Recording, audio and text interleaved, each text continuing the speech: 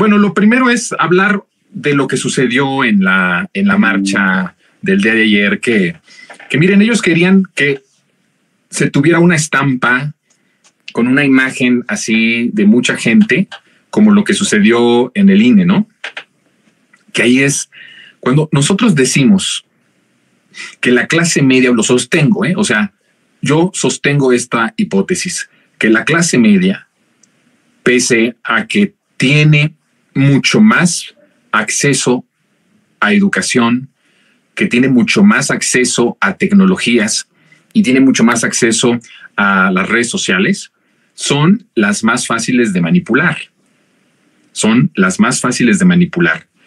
Con lo que pasó en el INE, había mucho acarreo, había mucho cuando se dio esta marcha que ha sido, creo que la más grande de la oposición en estos 5 años, en aquel momento cuando se estaba supuestamente defendiendo la democracia.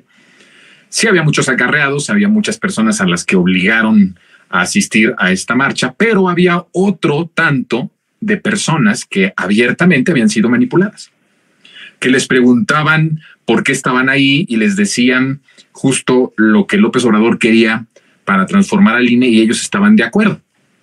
Entonces fueron manipulados, engañados. La clase media es manipulable, pese a tener todos estos accesos a educación y todo lo que acabo de decir. Lo que sucedió en esta marcha por el Poder Judicial, a favor de los privilegios, a favor del crimen organizado, a favor de los potentados, pues era la idea de que así se mostrara una imagen donde había mucha gente. Y eso era como que lo que querían conseguir. No lo lograron, por eso es un fracaso, porque no consiguieron tener el grado de manipulación que sí consiguieron con una parte de la gente que salió en la marcha de INE. Ahí hay una gran diferencia. Porque además aquí se demuestra que pese a que la clase media es muy manipulable, hay cosas indefendibles que a todas luces pues hemos padecido en menor o mayor medida algo del Poder Judicial. O sea, si hay un poder que no nos escucha, si hay un poder que no nos representa, si hay un poder que ni siquiera sabemos quiénes son, que ni siquiera nos quedaba claro cuánto ganaban hasta que López Obrador nos lo dijo, si hay un poder judicial si hay un poder con tanto privilegio es el Poder Judicial. Y aparte de todo eso, échale que en algún momento lo hemos padecido.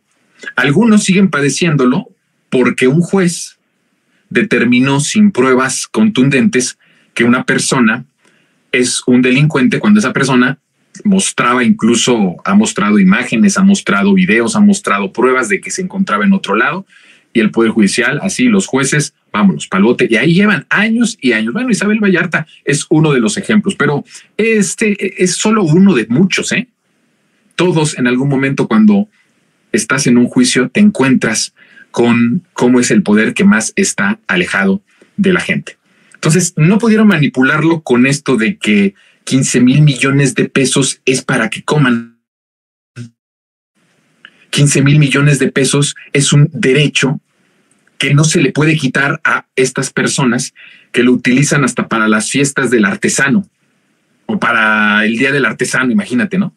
O sea, hay el Poder Judicial dándole a los trabajadores, te vamos a dar una cantidad de dinero, ¿por qué? Pues por el Día del Artesano, imagínate, ese es el grado ya es un grado de cinismo, de ser unos sinvergüenzas y de que creen que la gente se lo iba a tragar, pero ni siquiera con toda la manipulación en los medios de comunicación, con los columnistas, con los políticos, pues la gente lo padece porque es el poder más ajeno a la gente. Es el poder que nunca le ha interesado estar cercano a la gente porque además hay una especie de este clasismo en donde ellos son intocables, son todos poderosos y que pues van por la vida decidiendo a veces de manera individual, ¿sí? De manera unilateral, asuntos tan graves como el hecho de que un juez, por ejemplo, se le ocurre, sin las pruebas, sin el mecanismo de Estambul, sin poder pedir al Derechos Humanos que le informara cómo estaba ese proceso de estas personas, que son como 50, que estaban detenidos, encarcelados por el caso Ayotzinapa, y que así una firma y salieron todos en 2 juzgados. Se concentraron la salida de estas personas en 2 juzgados. Una decisión de un solo juez, no de un grupo de magistrados, de un grupo de jueces, no, uno solo. Así, decidió liberar a 50 personas que estaban involucradas en el caso Ayotzinapa, en la desaparición de los 43.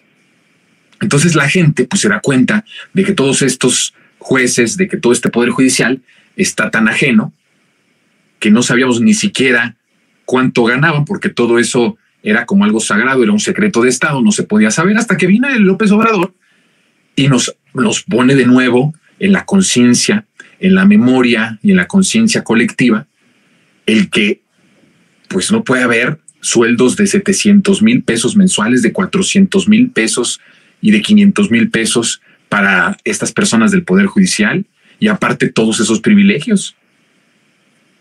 Y es a partir de ahí, ni siquiera es por los periodistas estos que se creen mucho y que son que siempre andan ahí presumiendo que están revelando cosas de la corrupción, que ya les dije, muchas de esas investigaciones periodísticas es por filtraciones, ni siquiera es que hagan un ejercicio de investigación profundo, pues les filtran las cosas y ellos hacen un trabajo para poder darle un sentido periodístico, pero no fue por ellos, fue por Andrés Manuel, como conciencia colectiva de que no era posible. Fíjense que llegamos a un nivel en este país tan de los momentos más horribles de pensar que privilegios, no derechos, ojo, privilegios, no derechos, eran algo que sí merecía una clase política, una clase empresarial y una clase dorada. O sea, nos fregaron tanto en la mente. O sea, vean ustedes cómo es un proceso de revolución de conciencias todo esto, que es de las cosas más hermosas que estamos viviendo. Porque teníamos en la mente, nos convencieron de que sí había personas en este país que merecían eso. Que sí había personas que tenían ese privilegio y que podían tener esos privilegios. Y podíamos nosotros vivir sin exigir un salario mínimo más alto, sin exigir pensiones dignas, sin exigir estados de bienestar, sin exigir absolutamente nada, ni obras de infraestructura que detonaran la economía, nada.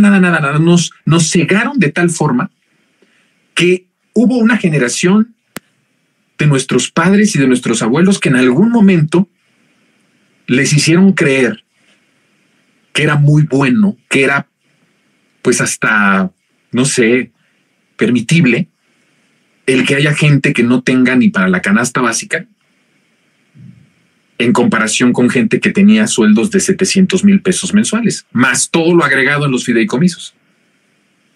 Entonces, estábamos tan podridos que llega una revolución de conciencias a despertarnos, a decirnos, no es normal que te acostumbres al hecho de que tengas clases empresariales y políticas privilegiadas. No es ético, no es cristiano. No tiene madre el que toleremos algo como esto. Y entonces ahí empezó una conciencia que ha sido lenta, pero segura. Y entonces ahí va la concientización, la revolución. La gente dice, bueno, ¿por qué estas personas tienen que tener todos estos privilegios? ¿Por qué les tenemos que remodelar hasta sus casas? ¿Por qué fregados le tenemos que hacer que se vea bonito el jardín de la ministra y del ministro? ¿Por qué tenemos que tolerar este pisoteo? Sí, o sea, ¿por qué tenemos que tolerar esta injusticia, este cinismo, esta degradación de lo humano? Porque es una cuestión, ni siquiera pongan otros parámetros, ¿eh? No es un parámetro ni político ni nada, es un parámetro ético, moral, humano. No puede ser que haya gente que viva tan feliz, que viva como si no pasara nada, recibiendo $500,000 pesos mensuales, y haya gente que se está muriendo de hambre. Y que casualmente son a ellos los que ese Poder Judicial les hace la vida más fregada. Son a los que condenan, son a los que están metidos en la cárcel porque no pudieron pagar a alguien que hablara español, porque siguen hablando las lenguas originarias. Y entonces, si eso no nos mueve a que veamos esto en un trasfondo mucho más profundo que solo el hecho de que estamos enfrentados contra el Poder Judicial o estamos enfrentados política, ideológicamente con estos siniestros, pues entonces no podemos seguir en el cambio.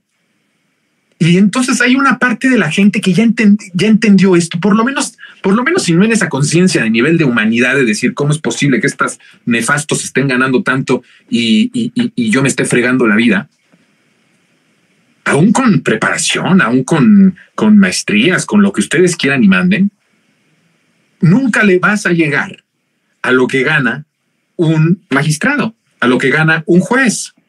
Es una casta casi divina. Bueno, hasta hace 5 años era una casta divina. Se les trataba como dioses en los medios de comunicación. Eran intocables. Fíjense que era una cosa terrible porque ni siquiera se hablaba de los nombres y apellidos de los ministros. Estaba todo en la oscuridad, porque eso era como nos tenían, ¿verdad? En la oscuridad de tantas cosas. Entonces, hasta que viene la conciencia colectiva de López Obrador, decir, oigan, no podemos estar conformes con esto. No podemos nosotros estar conformes y estar bien con nosotros mismos, sabiendo que esta casta dorada vive de lo lindo y hay gente que está sufriendo por un acceso a medicina, por un acceso a atención médica y que estemos indiferentes. Ahora, planteo una cosa. Todavía estamos en un grado de concienciación